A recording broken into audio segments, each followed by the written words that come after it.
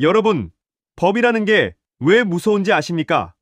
평상시에는 공기처럼 눈에 보이지 않지만 누군가 오만하게 그 선을 넘는 순간 가장 날카로운 칼날이 되어 돌아오기 때문입니다.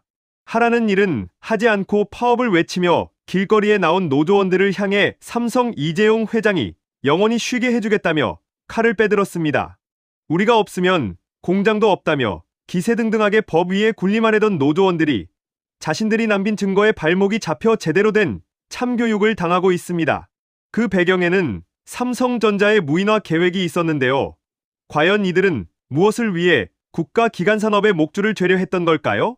45조 원이라는 황당한 숫자와 도를 넘은 조롱이 난무했던 그 파업의 시작.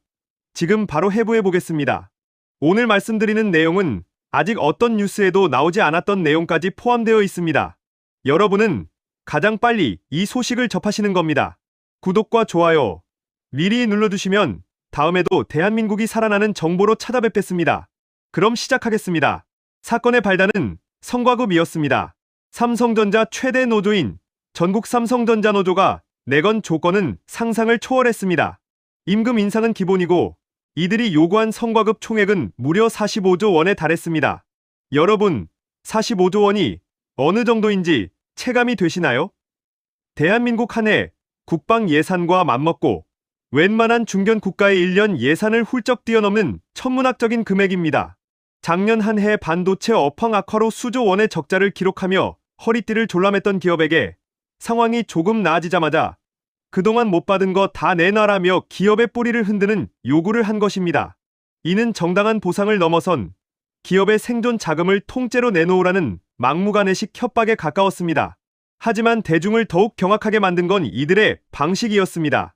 노동자의 권리를 주장하는 집회 현장 바닥에는 삼성그룹 이재용 회장의 얼굴 사진이 다닥다닥 붙었습니다. 노조원들은 그 사진을 조롱하며 짓밟고 지나가는 퍼포먼스를 벌였습니다. 경영진에 대한 비판은 자유지만 인격 모독과 저급한 조롱은 결이 다른 문제입니다. 이것이 정말 글로벌 기업 삼성의 직원들이 보여주는 수준인가? 라는 의구심이 터져 나왔습니다. 품격을 잃은 시위는 결국 투쟁의 명분마저 스스로 갉아먹는 자충수가 되었습니다. 이 혼란을 틈타 소위 숟가락 얹기도 시작되었습니다. 노조의 무리한 요구를 지켜보던 일부 하청 업체들까지 들고 일어나 원청이랑 똑같이 성과급을 달라하며 시위에 가담한 것입니다. 가장 위험했던 건 이들이 쥔 인질이었습니다. 노조는 반도체 공장을 멈춰 세우겠다 하며 국가 경제의 목줄을 쥐고 흔들었습니다. 반도체 라인은 단 몇 분만 멈춰도 수천억 원의 손실이 발생하고 글로벌 신뢰도는 회복 불가능한 타격을 입습니다. 이들은 자신들의 이익을 관철하기 위해 대한민국 전체를 위험에 빠뜨리는 반도체 인질극을 서슴지 않았습니다. 노조 지도부는 승리에 도취해 있었습니다. 노조위원장은 자신의 SNS에 파업으로 30조 원의 손실을 내겠다, 사업장을 불법 점거하겠다는 내용을 무용담처럼 올리며 자랑했습니다. 대한민국이 법치 국가라는 사실, 그리고 아무리 거대 노조라 할지라도 법 위에 군림할 수는 없다는 사실을 완전히 간과한 것입니다. 자신들이 내뱉은 말과 행동이 하나하나 기록되어 나중에 어떤 부메랑이 되어 돌아올지 그들은 그때까지만 해도 전혀 알지 못했습니다. 법을 비웃던 그 오만함이 결국 삼성의 냉혹하고 치밀한 반격, 즉 진짜 참교육을 불러오는 도화선이 되었습니다. 이렇게 무리한 요구와 도를 넘은 시위가 계속되자 평소 노동권을 존중하던 대중의 시선마저 싸늘하게 식어버렸습니다. 응원 대신 적당히 해라는 비판이 쏟아지기 시작한 거죠.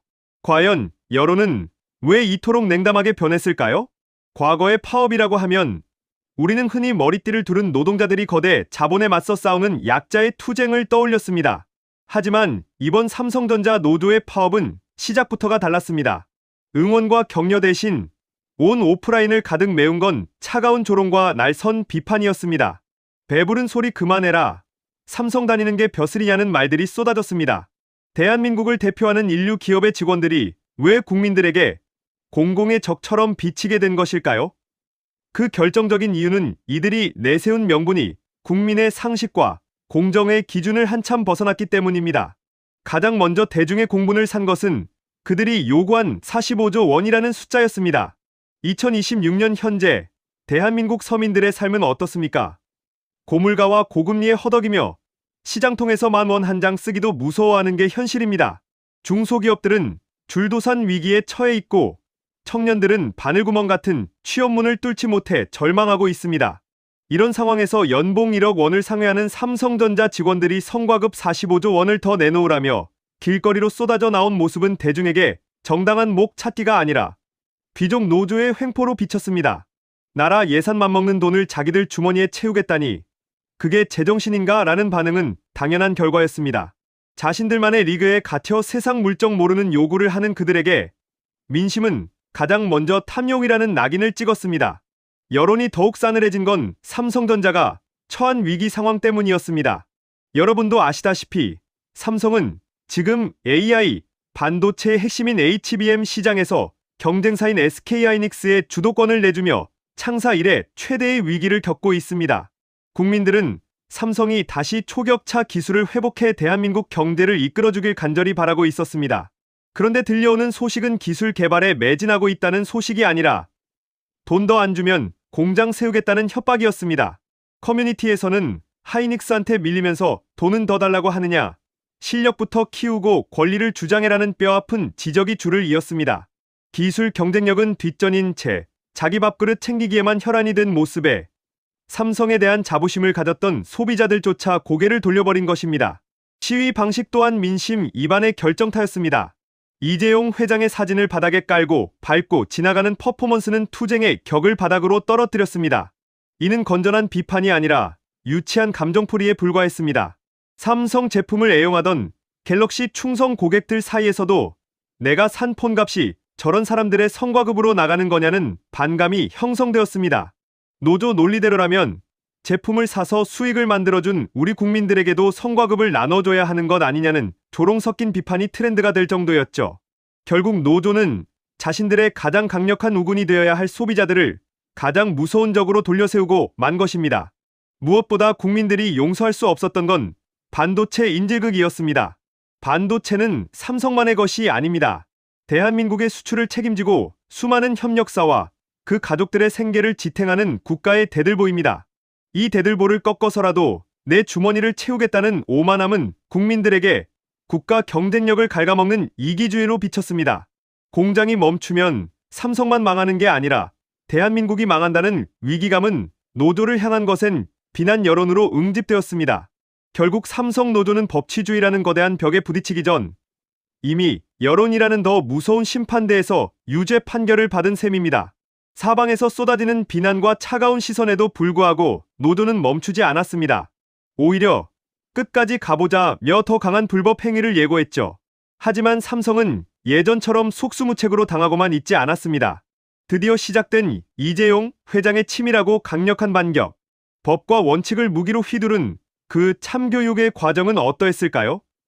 이어지는 세 번 주제, 삼성에 대응해서 그 짜릿한 반전의 드라마를 확인해 보겠습니다. 그동안 삼성은 노조의 집단행동에 대해 가급적 대화와 타협으로 해결하려는 모습을 보여왔습니다. 유연한 노사 관계를 정립하겠다는 약속 아래 최대한 인내하며 그들의 목소리를 경청했죠. 하지만 노조가 국가 경제의 근간인 반도체 공장을 볼모로 삼고 도를 넘은 인격 모독과 불법 행위를 일삼자 삼성의 태도는 180도 달라졌습니다. 무관용 원칙을 앞세운 이재용 회장의 치밀하고도 강력한 반격이 시작된 것입니다. 삼성의 반격은 매우 예리했습니다. 가장 먼저 노조가 휘둘렀던 파업의 칼날을 무디게 만든 것은 다름 아닌 노조 지도부 스스로가 남긴 기록이었습니다. 노조위원장은 자신의 SNS에 파업으로 30조 원의 손실을 내겠다, 사업장을 불법 점거하겠다는 내용을 마치 훈장이라도 되는 양 떠벌렸습니다. 법망을 우습게 여긴 이 오만한 기록들은 삼성 법무팀에게는 더할 나위 없는 스모킹건이 되었습니다. 삼성은 이 게시물들을 하나도 놓치지 않고 체증하여 법원에 증거로 제출했습니다. 노조의 행동이 정당한 쟁의 행위를 벗어나 기업에 막대한 피해를 입히고 국가 산업을 마비시키려는 자백임을 증명한 것입니다. 적의 무기를 역이용해 적의 목을 겨누는 그야말로 정석적이고도 강력한 한 수였습니다. 법적 반격의 핵심은 대한민국의 심장인 반도체 라인을 사수하는 것이었습니다. 삼성은 법원에 강력한 카드를 던졌습니다. 불법 점거를 예고한 이들로부터 국가 핵심 기술과 공장을 지켜야 한다며 가처분 신청을 낸 것입니다. 법원은 삼성의 손을 들어주었습니다. 반도체 핵심 인력 2031명에 대해 파업 참여와 사업장 점거를 금지하는 결정을 내린 것입니다. 이들은 공장을 멈춰 세워 국가 경제를 흔들려 했지만 법은 그럴 권리는 없다고 명확히 선을 그어주었습니다.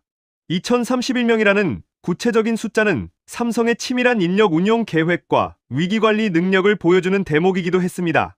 노조의 협박 카드가 한순간에 무용지물이 되는 순간이었습니다. 삼성의 대응은 여기서 멈추지 않았습니다. 투쟁이라는 이름 뒤에 숨어 벌어진 명백한 범죄 행위에 대해서는 단호하게 칼을 빼들었습니다. 일부 노조원들이 사내 시스템을 해킹하여 무려 2만 명에 달하는 임직원의 개인정보를 빼돌린 사실이 드러난 것입니다. 이는 노사 문제를 넘어선 명백한 형사 범죄입니다.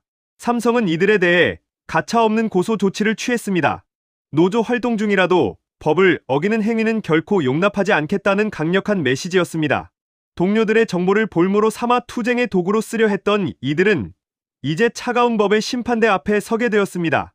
이것이야말로 법을 우습게 여긴 자들이 마주해야 할 진짜 참교육이었습니다. 이번 대응을 통해 이재용 회장이 보여준 것은 단순히 싸움에서 이기는 법이 아니었습니다.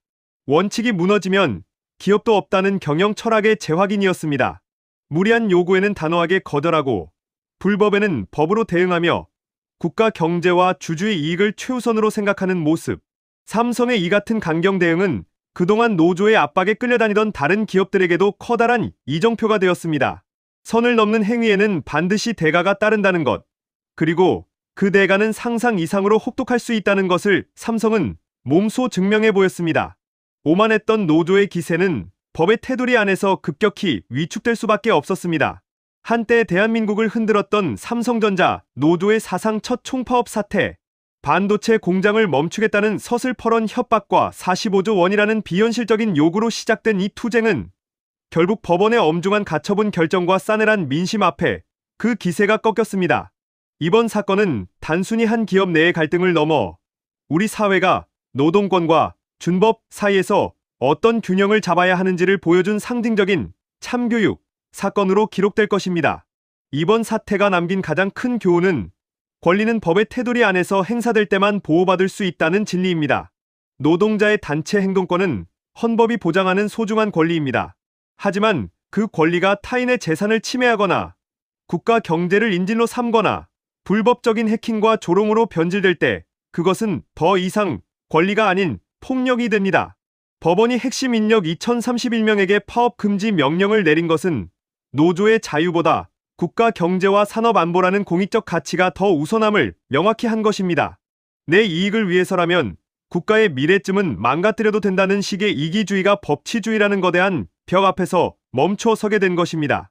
지금 우리는 한치 앞을 알 수 없는 글로벌 반도체 전쟁의 한복판에 서 있습니다.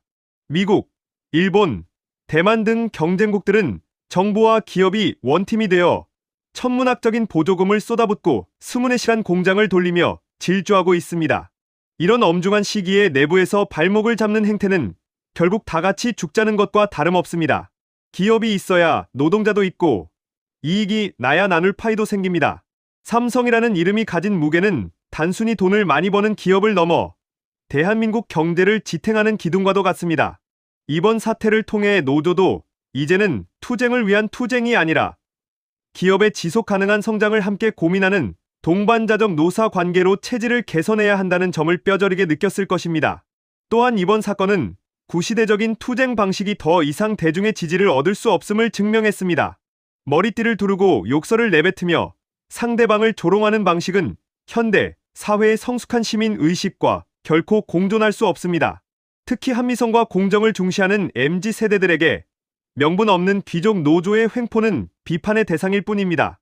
앞으로의 노사 관계는 철저히 데이터와 논리, 그리고 준법에 기반해야 합니다. 삼성전자가 보여준 단호한 법적 대응은 향후 다른 기업들에게도 불법과는 절대 타협하지 않는다는 중요한 가이드라인이 될 것입니다.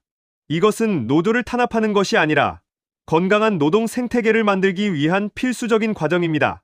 여러분, 법을 지키지 않는 투쟁은 결국 외면받을 수밖에 없습니다. 이번 삼성전자 사태를 지켜보며 여러분은 어떤 생각을 하셨나요? 진정한 노동자의 권익이란 무엇이며 우리 기업들이 세계 시장에서 살아남기 위해 노사는 어떤 모습으로 협력해야 할까요? 오늘 영상이 유익하셨다면 구독과 좋아요 부탁드리고 여러분의 소중한 의견을 댓글로 남겨주세요. 법과 원칙이 바로 서는 대한민국, 그리고 세계 무대에서 당당히 승리하는 우리 기업들을 응원하며 오늘 영상 마치겠습니다. 시청해 주셔서 감사합니다.